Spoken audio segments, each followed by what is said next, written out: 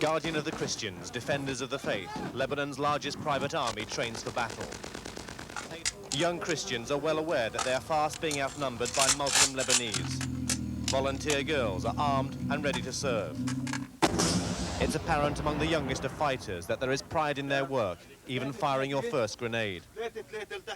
And there's no doubt that Amal now has enough strength to make itself heard in whatever comes next.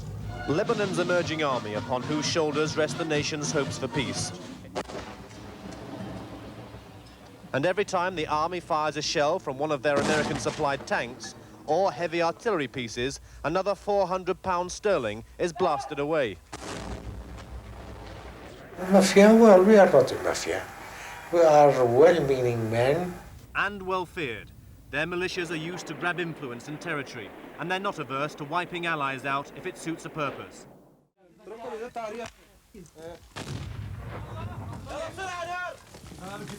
Guardian of the Christians, defenders of the faith, Lebanon's largest private army trains for battle. Paid for and made up entirely of Christians, the Lebanese forces symbolize a Christian fear of being crushed by predominantly Muslim surroundings. It's an army of at least 10,000. Not all of them are born fighters. Their power base is in East Beirut, a regular target for Druze artillery. This recent bombardment is in retaliation for Christian shelling of Druze villages in the Shuf Mountains, a blood feud that goes back over a century. Nearby, the image of Bashir Jamal, the president's assassinated brother, who united the Christian militias by force. He lived by the gun and is still idolized a year after his death. Young Christians are well aware that they are fast being outnumbered by Muslim Lebanese. Volunteer girls are armed and ready to serve. Security becomes an obsession at an early age. Here at a radar station, they search for hostile targets. Lebanon's internal conflict, they say, is now being fired by Syrian influence, which threatens Christian freedom. Veteran girl fighters of the Civil War 9 years ago are now in their mid-20s. Both know what it means to kill. When I was fighting, I felt myself that I'm protecting myself and my family.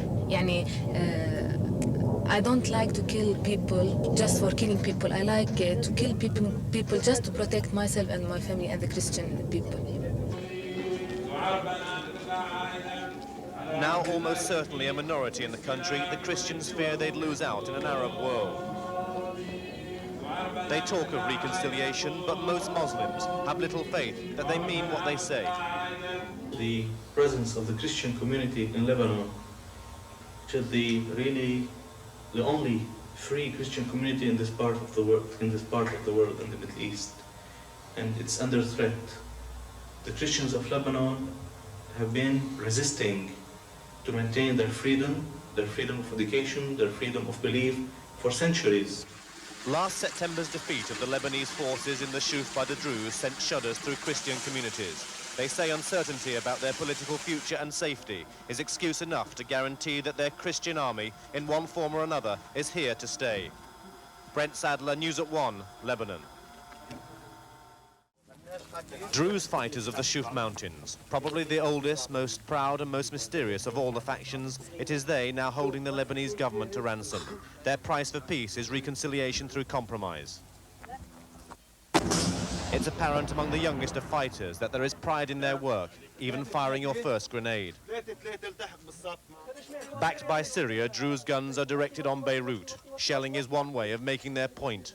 The Syrian alliance is one of convenience. Through it flows Russian-made weapons and ammunition, much needed by the Druze to hold off the Lebanese army, backed by Christian militia forces and the multinational peacekeepers. The Syrians want Lebanese allies in their quest for power in the Middle East. The Druze serve their purpose too. Wali Jumblat leads the Druze and the Progressive Socialist Party. Here he holds court for a man who's accused of killing his neighbour's wife. He decrees the grieving husband be given money, but not revenge. Despite such feudal traditions, Jumblat is the preeminent warlord of the Lebanese left. Some people want to be employed in the agencies of the government. I have to check about it. Others are having some personal problems. Also, I have to solve them. Sometimes there are quarrels between families. So many problems. I have to deal with everything. It's an old, let's say, feudal tradition. Flanked by Lebanese army officers who refuse to fight against their people, Jumblat has the full support of the Druze. The government's second highest ranking officer in the centre, the chief of staff, is among them. This is as near as the Druze get to Beirut. 500 yards of eerie no-man's land divide Jumblat's fighters from the Lebanese army. But the Christian forces are not convinced that government troops are strong enough to hold on to this strategic route into the capital. So the militias' tanks remain in position round here, ready to open fire on those Druze villages behind. The Druze say this is the result of Christian shelling. More often than not, civilians on both sides are slaughtered in the crossfire. The mountain-dwelling Druze drove out the Christians from the Shuf last September. Now their families spend days living in shelters while the Christians fight back. There's always talk of a solution, but no one knows how much longer people must wait for peace. Brent Sadler, News at 10, Beirut. Beirut's southern suburbs, the slums which hold 500,000 people, mostly Shiite Muslims. They look upon foreigners as spies and blame the government for their virtual state of siege. State authority ends here. Teenage gunmen belonging to the Amal movement guard the entrance. Theirs is a shabby world of poor housing, bad roads and sometimes non-existent main services, all due, they say, to government neglect. They are suspicious of anything from outside, and while Islamic influence prevails, there's also room for Western ideas, especially in clothes. The Shiites are now thought to be the largest religious group in Lebanon. Under the existing system, they hold the third rank of office in government. Power, they say, is not fairly divided. But while they pray about equality for the masses, Amal denies that the movement is part of an Islamic revolution for Lebanon. Muslim and Christian coexistence, they say, is possible under their terms.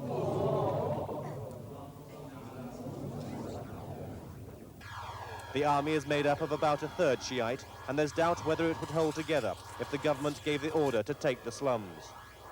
The leader of Amal says that if it happened, he will call on Shiites to desert. I sent a message to Amin Ismail about that. Don't try to destroy the suburban again. If he would do it, I cannot support it.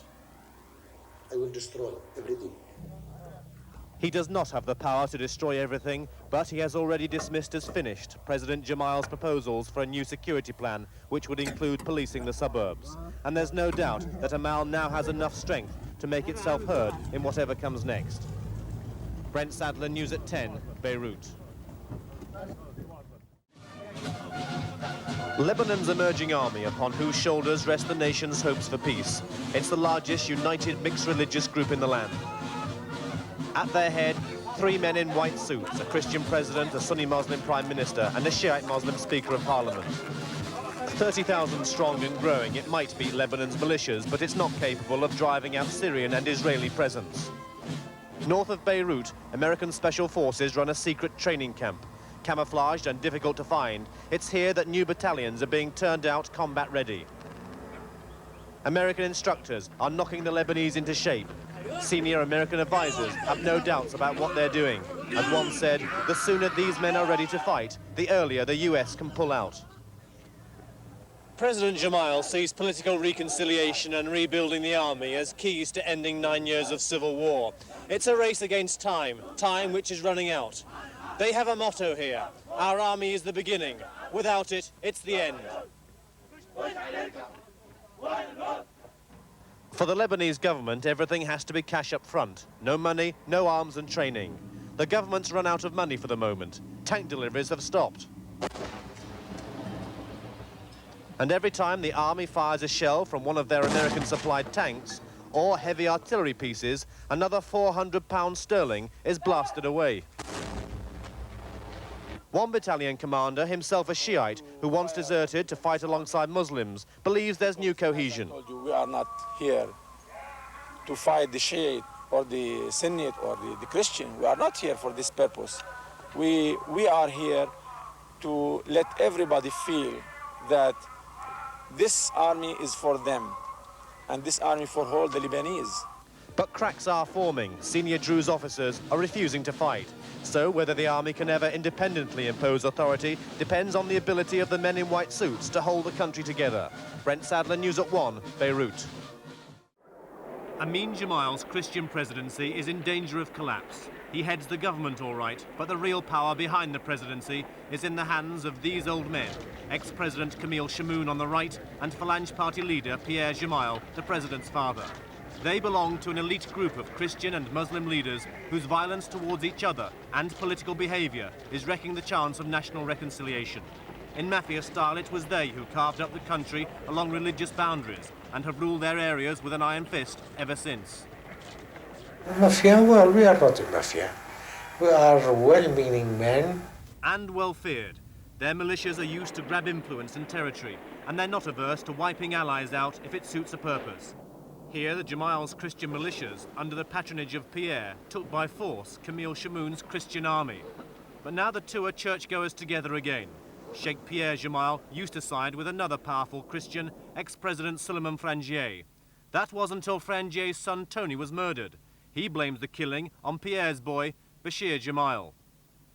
The circle of violence continued when Bashir, then president-elect, and the ruthless leader of the Christian militias, was blown up by a bomb. When they buried him, the Jamals and thousands of Christians wanted revenge. Old man Frangieh wanted revenge too, and now vents most of his anger on Pierre's one remaining son, President Jamal.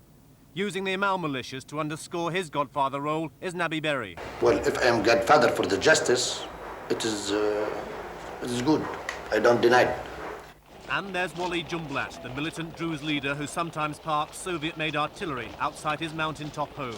He neither likes or trusts any of the other families. The feuding resurfaced at Geneva's reconciliation talks when Suleiman Frangieh refused to pass through a metal detector. In a remarkable gesture, Amin Jamal coaxed him back, the two men overcoming the blood between their families for brief moments. All the godfathers are a little like Camille Chamoun, who goes skeet shooting using live birds. They are each trying to hold on to power, take power, or simply settle old scores. In their hands lie everyone's hopes for a Lebanese solution. Brent Sadler, News at 1, Lebanon.